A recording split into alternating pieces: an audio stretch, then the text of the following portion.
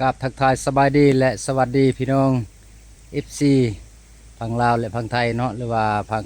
ต่างประเทศได้เข้ามาเบิ้งมาชมคลิปเบาเงยวิไลกะ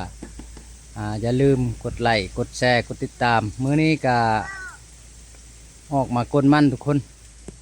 กดมันต้นมาทุกคนติดตามนำกันเลยนี่แหละมื้อนี้กะออกมากดมันทุกคนเอ้ยนี่มันของเฮาหัวกับบได้ใหญ่ทุกคนแต่ว่าหอดยามกลเลยกลกะมื้อนี้กะพาลูกพาเมียมา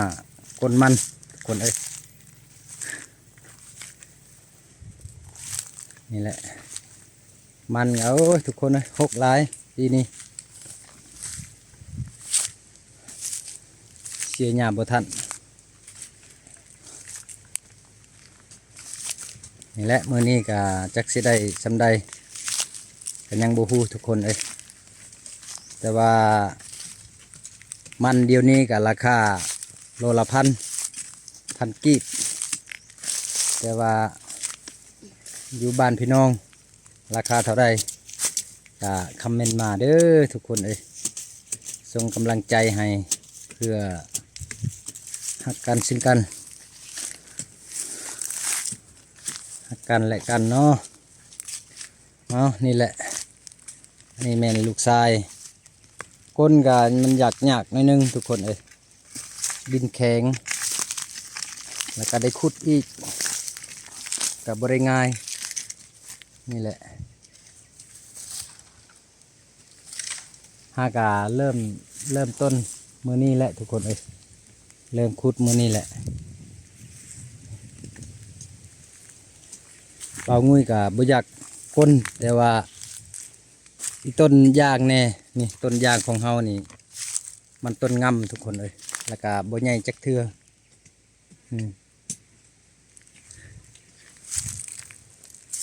เด็กทาหอดเดือน3จังกลแต่ว่าต้นยางบาลาแน่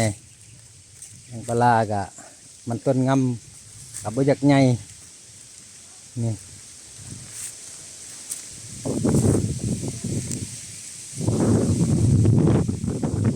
เป็นว่าเหี่ยวแห้งหมดแล้วทุกคนเอ้ยนี่บ่ใหญ่เทื่อยางก็ได้นั่นแหละหีบก้นให้มันแล้วได้สำใดก็เอาทุกคนเอ้ย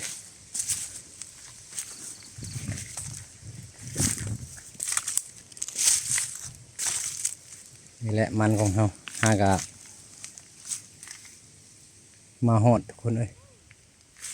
ก้นใดในเดียวกะตะเวนขึ้นแดดมันนี่แดดแห้ง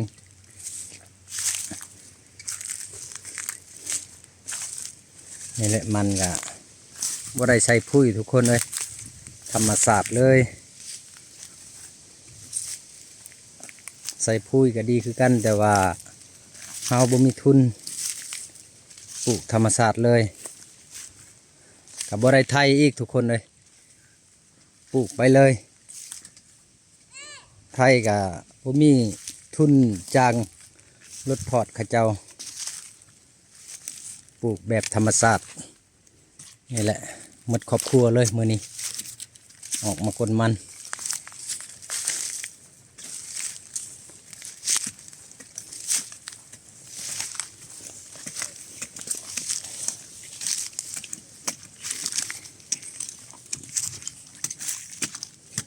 ดินแข็งทุกคน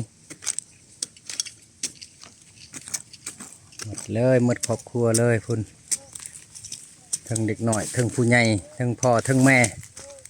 ออกมากลมันมื้อนี้ก็จักสิได้เงินลายชำใดอย่างบ่ฮู้ให้พี่น้องติดตามชมนำกันเลยเอาพี่น้องติดตามชมนำกันเลยว่าวิธีกลของเฮาแบบใดติดตามเบิ่งนำกันเลยเอาละทุกคน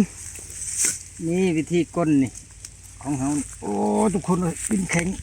อ๋อตัวนี่อ๋อแข็งแข็งแข็งหัวกับบริง่ายทุกคนปานกลางว่าดินแคบว้าวตัวอยู่ในน้อยนึง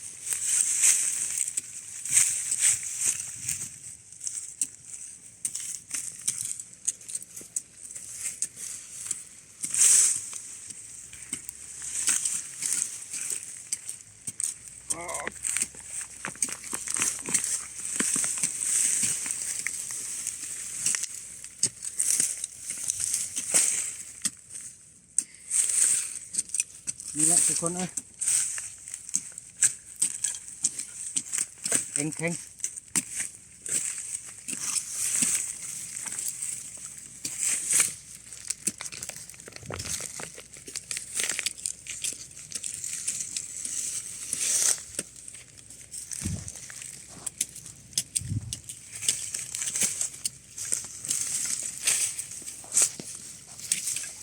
จะได้สำได้มือนี่อ๋อพี่น้องตามชมกันเลยได้2-3 แสนก็เอาทุกคนเอ้ย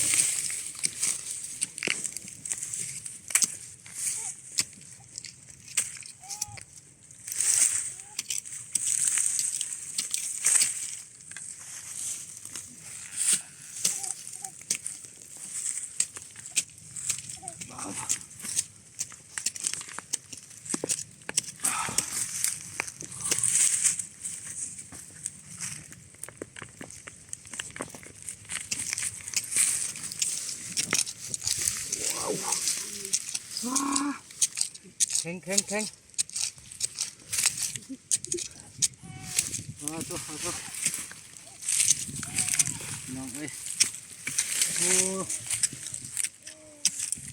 นี่แหละหัวกับประมาณนี้ทุกคนหัวมันก็ได้หัวดินแข็งโอ้โห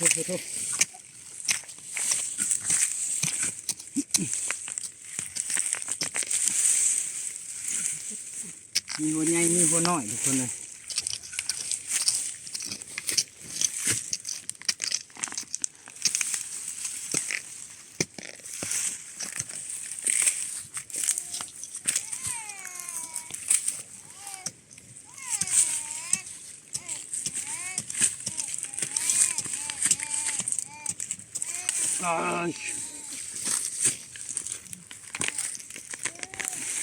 นี่อยู่นิดหน่อยนี่แข็ง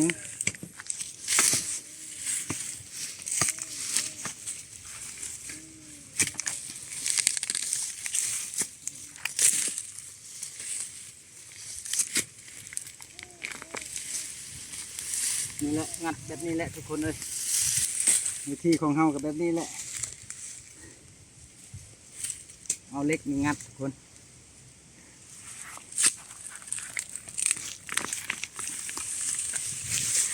ดินอ่อนกับใครแน่เจอดินแข็งเดี๋ยว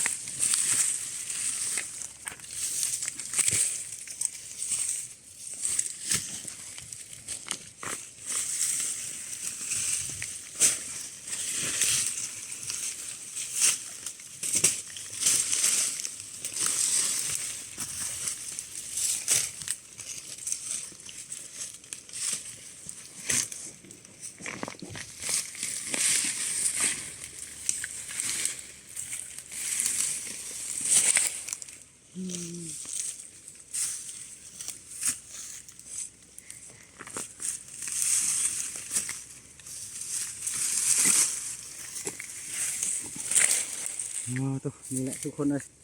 โลละพันแต่ว่ากันยังบ่ฮู้ว่าข้าเจ้าเพิ่นตัดได้สำใดจักเปอร์เซ็นต์ยังบ่ฮู้ถ้าเบิ่งนำกันเลยทุกคน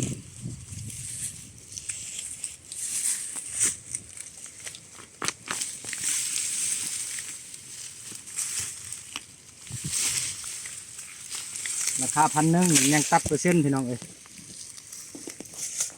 เพราะว่าบริตัดเปอร์เซ็นต์ก็ยังได้อยู่ตัดเปอร์เซ็นต์นี้เปอร์เซ็นต์มันนี่ก็ยังบ่ฮู้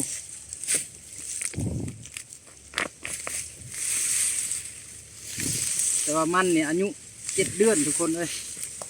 บ่ฮอดปีครับมันก็ได้7 เดือนปลูกแต่เดือน 5เดือน 5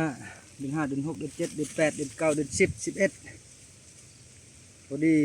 7 เดือนเต็มนี่แหละมันของเรา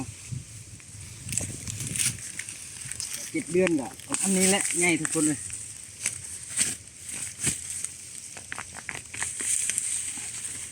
มีหัวใหญ่หัวน้อย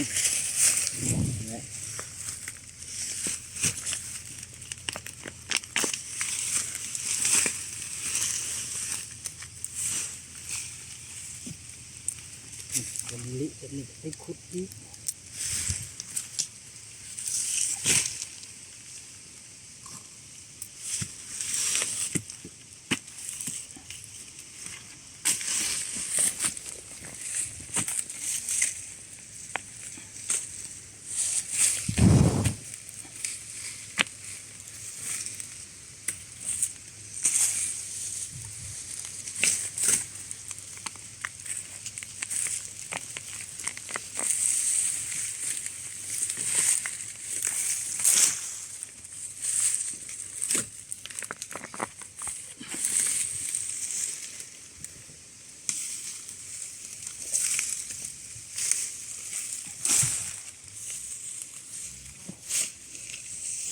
นี่แหละนี่พาลูกออกแห่งงานทุกคน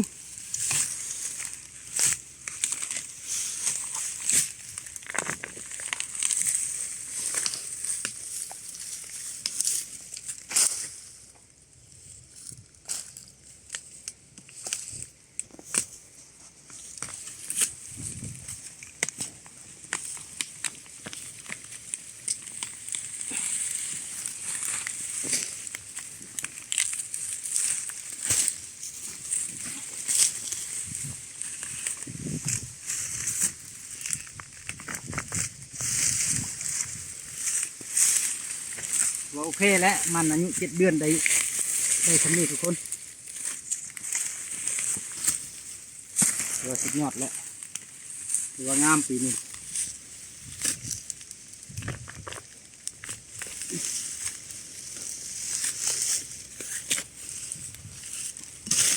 แต่ว่าคนอื่นนั่นพระเจ้าเพิ่นยังบ่ทันได้ก้นแต่เฮาคนก่อนทุกคนเลยคนก่อนแล้วก่อนหมู่แล้วปีนี้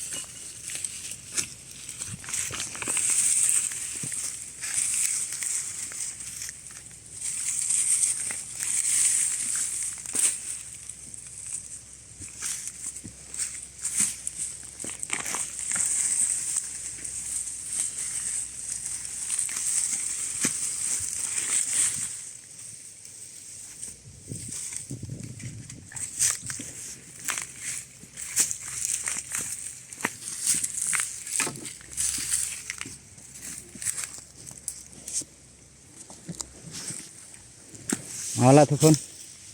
นี่ประมาณนี้แหละนี่ถ้าเฮาบ่ได้ก้นนี่ยางปลาเฮานี่อาจจะตายทุกคนเลยนี่บ่เห็นฮอดยางปลาเลยนี่มีแต่เครือทุกคนนี่มีแต่เครือนี่